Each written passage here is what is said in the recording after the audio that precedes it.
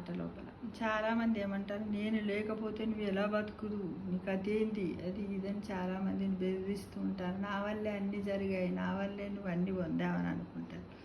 అది ఎంతవరకు వాస్తవమో ఇప్పుడు ఇక్కడ ఉన్నటువంటి కథ ద్వారా తెలుసుకుందాం మిత్రమా.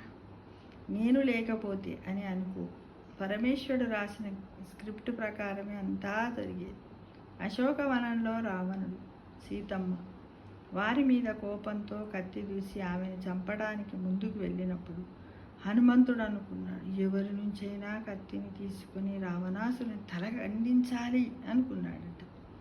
కానీ మరుక్షణంలోనే మండోదరి రావణుడి చేతిని పట్టుకొని ఆపడాన్ని చూశాడట. ఆశ్చర్యచకితుడయ్యాడు.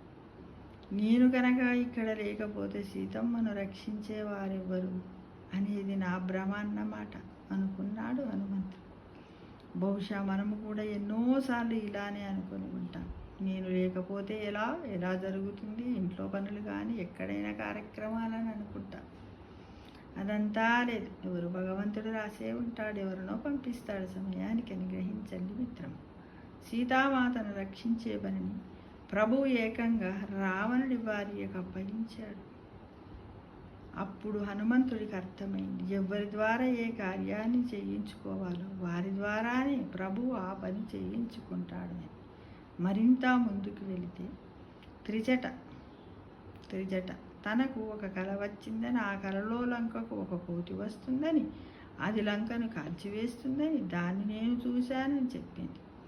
అయితే హనుమంతుడికి ఇది చాలా ఆశ్చర్యం అనిపించింది. ఎందుకంటే ప్రభువు తనను సీతామాతను చూసి మాత్రమే రమ్మన్నాడు, అంతేగాని లంకను కాల్చి రమ్మని చెప్పలేదే.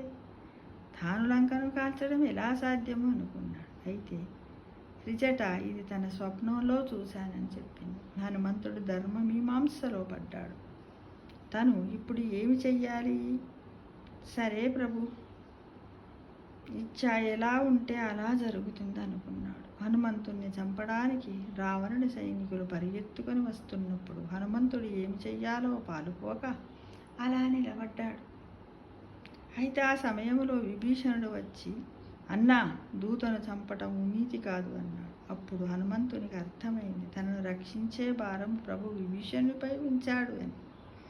ఆశ్చర్యానికి పరాకాష్ట ఎక్కడంటే, విభీషణుడు ఆ మాట చెప్పగానే రావణుడు ఒప్పుకొని, కోతిని చంపొద్దు, కోతులకు తోకంటే మహా ఇష్టము, తోకకు నిప్పు పెట్టండి అన్నాడు రావణుడు. అప్పుడు హనుమంతుడికి మరింతగా అర్థమైంది, ఓహో, త్రిజట స్వప్న నిజము కాబోతుంది. ప్రభువు నాకే చెప్పి ఉంటే నేను ఎక్కడి నుంచో నూనె రాసుకురావాలి, ఎక్కడి నుంచి గుడ్డలు తేవాలి, ఎక్కడి నుంచి నిప్పు తీసుకురావాలి, ఎప్పుడు లంకను తగలబెట్టాలి, ఆలోచనల పరంపరతో ఆశ్చర్యంలో మునిగిపోయాడు.